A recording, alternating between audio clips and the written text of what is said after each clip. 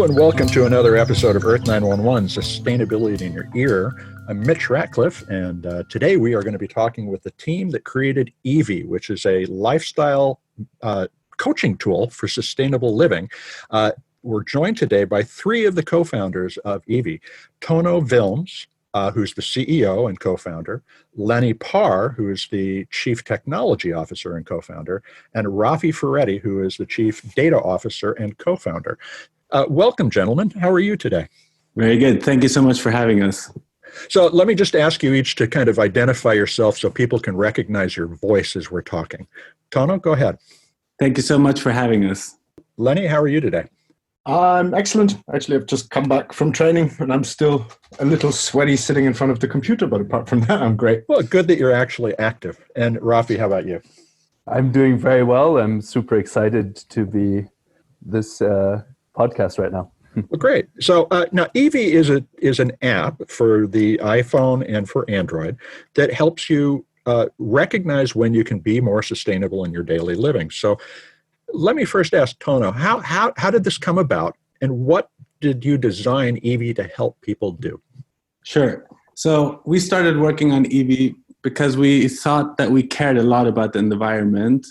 However, we still struggled to actually live more sustainably friendly. And we really had issues with that because we were asking ourselves, why is that actually the case? I mean, we drove everywhere with our cars and we flew around the world. And while we're having heated discussions about the importance of renewable energies, we're actually heating our homes with oil. So it was this kind of very strange situation to be in. So we therefore started spending a lot of time trying to understand what was actually preventing us and presumably very many other people in the world from living more sustainably. And we soon came to realize that there was this lack of this actionable guidance to help us actually change our behaviors. And most importantly, also the clarity to help us understand why these little actions matter. So we therefore designed eevie in a sense to help us make these small changes on a regular basis in order to form new habits in the long run, and to educate on the way why this is important and how these decisions that you take make a difference. So Lenni, can you kind of explain the day-to-day experience of using eevie? Sure. I mean, in the ideal case, whatever you're doing during the day, it'll just like nudge you in the right moment with a notification or something like this to give you a hint of what to do or what to avoid, or maybe something interesting near you. Like, so how does it know to give you that cue? Basically, we use a library in the background that uses some of the geolocation information and some open source map data. Okay. And we try to pair that with some useful information that we have. So, for example, if you are near a restaurant or something, and we see that you've been in that general area for a while, we guess that you're at a restaurant, right? And try to give you a recommendation for that, maybe to order some seasonal food or to avoid the straws that you might get ordering a lemonade at the restaurant. Sure. Now and the small changes that you're talking about can add up to very significant changes across all of society. How do you help people share that information? So, I sit down at the restaurant, I get the cue that says, remember, they're going to give you a straw. Tell them you don't want it. Can I share that with my friends? Can I put that up on my social feed that I made that decision today? So there's a couple of different ideas that we're looking at there. So first of all, there's obviously the things that we do without sharing. So some of the recommendations that you'll get. There's information and experiences about the particular habits that you can share. So like you can share what you've done to achieve a particular thing, to avoid plastic, for example, like this. So you can share your experiences yourself. And we're also looking at a couple of more things to do together in this way. For example, some real world things. Maybe you could get together with a bunch of people and actually clean up the edge of the forest where people have dumped a bunch of things. And that's more like an active, actually sharing an activity. That's more the direction that we're looking into in terms of social interaction. Interesting. So you're really thinking about how to bring the community together around sustainability. That's Exactly. definitely the goal, yes. Because, I mean, if you think about it, when are you most motivated to do something? It's when you have a supportive environment, right? If people around you are trying to do the same and not saying that it's a stupid idea what you're working on, for example. So we're really trying to get people to share with each other's experiences and supporting each other in changing their behavior, because we all have the same goal, right? We want to help in solving the climate problem. Well, and you make a great point on your site that really the enemy of the conscious shopper is the convenience that we've built into our economy today. You know, we don't think about the choices that end up being the most wasteful. How did that realization come about, and how did you guys think about building an app in response to the fact that convenience is the enemy?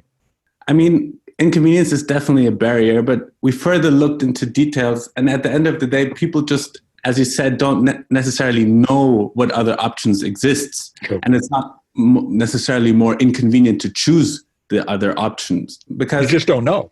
Exactly. You just don't know, you're not aware of it, or you don't even think about that it could make a difference. So that's the point where we realized giving support in the moments when we are about to make these decisions should be the most effective moment, because that's when we're actually thinking about it or have the moment to think about what effect our actions might have. So Raphi, now you have the responsibility of all the data. Where are you drawing the information from that helps generate these recommendations? Yeah, so I mean, the two sides. There's the recommendations that we think are fit, and then we have to pair it with the information that we get from the mobile phones.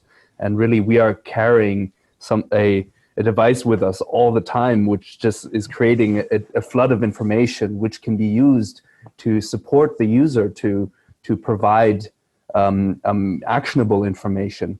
So where's the data come from? So, but you mean primarily from the mobile phone, the technical side of where the no, more in the sense of the tips and tricks. Where do the tips and tricks come from, and how do you recognize the context for the tips and tricks? So in the very beginning, we sat down and we thought about like what are these moments that we were talking about, which can be where we make the everyday choices that actually can make a difference. And we made a long list of actions that one can do on an everyday basis. And it's really the ideas of what we have when one can make eco-friendly, actionable decisions. Okay, so let's, for example, use the straw tip. What does the tip say, and how do you act on it? So the interaction with the user is as follows. The example is that we might walk into a bar, and our system then recognizes that this is actually a moment where a user might make a eco-friendly choice, such as avoiding straws. And our system recognizes this moment and then sends a push notification to remind the user to avoid a straw when they're ordering their drink. And that reminder is a text message, or is it a video? What's the experience like? It's a push notification. So we're trying to have a minimal interaction where we provide a valuable information and actionable information, and in an as concise moment as possible. So the user sees it and is reminded immediately that they can act upon this information and then make the right choice that they want to make. I just wanted to add on, it's also important to understand that when the user starts using eevie, he sets his own goals, right? He has 20 different habits that he can choose from. One of them would be, I don't want to use any straws anymore. But there are lots of different ones, like I want to eat more seasonal, I want to drive less, I want to have less plastic packaging in my homes and my waste and so forth. And according to the choices that the user sets, eevie then knows, okay, this is what you want to achieve. And we have paired all of these interaction points where we say, okay, for example, seasonal food, when you go shopping, and we can recognize that, as Raphi just explained, that's a moment where we will nudge you so you can help you achieve your goal.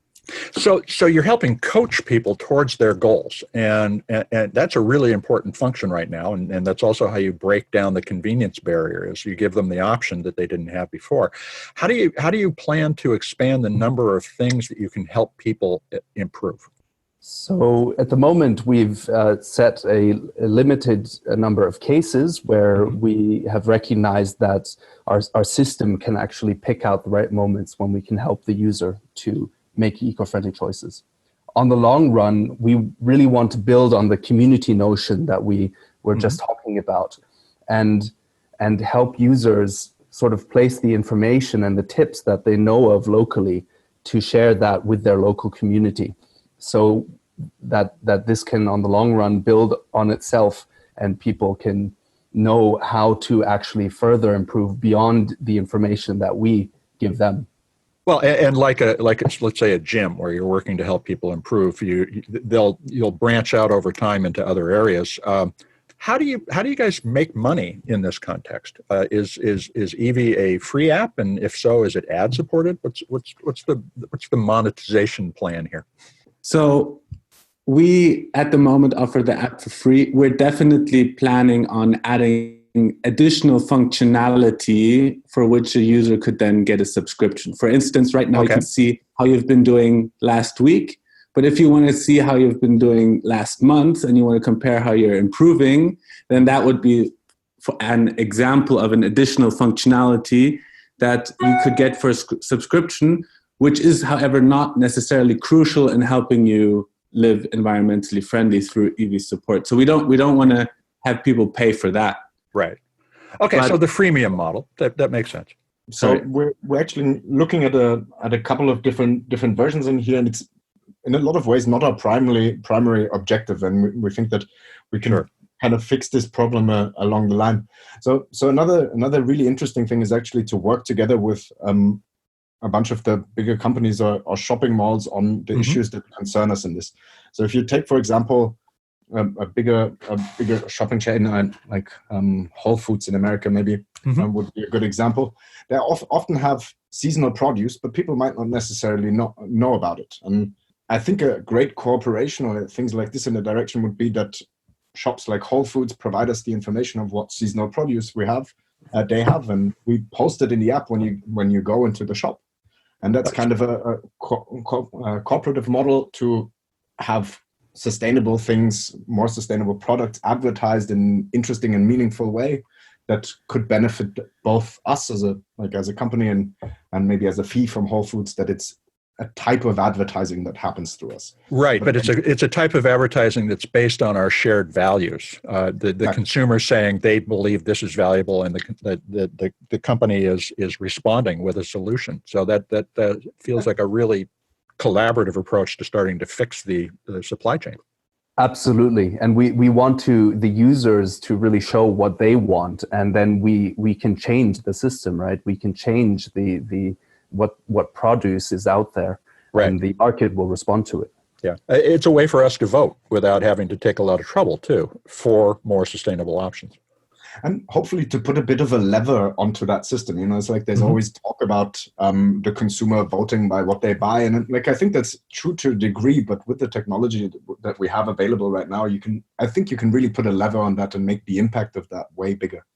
Yeah, because now people are doing it explicitly rather than it being an implicit element of their purchasing decision. So now, how do you handle personal data in this context? Is the user being tracked and profiled, or is this anonymous information that from the perspective of anybody but the user's experience? So this is, of course, a really important question, and we pay a lot of attention to being as transparent as possible, because people are concerned about it. And to be honest, I would probably be very worried about this if I started using an app like eevie. But our position is that we use the geolocation data of the user to provide valuable information to them, and we hope that they actually think it is useful for their everyday life and their choices. We do, to a limited amount, save the data so we can actually improve upon the system. So because we're using machine learning tools to that learn how to analyze the data better and better so that we can provide ever improving information on the long run. And, one of the things that I've always felt about the personal information regarding sustainability is that to a degree, our ability to collaborate to tune the supply chain is what's missing. And so you're exposing that in such a way that it can be used without violating somebody's privacy to tell the system where things are going to be wanted and needed and what those things are, whether they're sustainable, whether they're net zero. There's a lot of different ways that we can measure it, and you guys are thinking about adding all those things. Now, let's switch gears a little bit. You guys are spread all over Europe. We're talking across 4 different cities on 2 different continents. How did you all come together around this idea? So we actually, Lenni and I went to high school together, which started off as the opposite thing, I think, as what a friendship is. We really, really did not like each other. To the extent where it got so bad that we said, okay, this is the boundary, we won't overstep. After that, we became best friends. And then we went to study both in Scotland. So I went to a little town called St. Andrews, and Lenni went to Edinburgh. And in St. Andrews, I met Raphi, who was doing his physics studies over there. So we kind of are quite old friends, and we all went our ways after university. But when it came down to it's time to do something now, to stop sitting around and waiting for someone else to solve this problem, it became very natural that we would kind of come back together and work on this together. And where's the name come from? Eevie. It's EEVIE, folks. So what is that? What's the origin or derivation of that? Thanks for spelling it out. It's like, that's always a little bit of a tricky thing. I think it rolls over the tongue rather nicely, but the spelling is a little bit tricky. I think it was like a free association game between us in my kitchen like 1.5 years, 2 years ago, and this is kind of what stuck and what we ended up liking. Is like an association with the French vie, like life, and electronic ecological life. It's not really short for anything, but it stuck to this. Another association I have with it, which I really like, is I don't know if you know the character Eevie from V for Vendetta. She's like, sure. She seems quite weak and lost in the world at the beginning, but she ends up having a giant impact, and I've always loved the character and the name. So that's kind of what we ended up on. So, and how long have you been doing this? When did the app release? We released the app this summer. We've been working on it for much longer time. So we actually started creating like a home energy management system where we're using the battery sensor to measure the room ambient temperature to then see what kind of energy was needed to warm your room up. So It's something completely crazy. So yeah, it's been a good 3 years now that we're approaching eevie. And I think around end of last year, we really learned a lot, did a lot of prototypes, a lot of beta, and really came to understand what users were actually wanting and what was working. And so yeah, we zoned in on that and released it this summer, and yeah, so we're really excited about that. Great. Now let's talk about the cumulative impact of all these small changes you're suggesting. You have a stated goal on your site to help everybody achieve a 4-ton CO2 lifestyle by 2025. Can you tell us what the 4-ton CO2 lifestyle looks like? Well, it's kind of like, it's not an arbitrary goal, but it's definitely an ambitious one. It's what the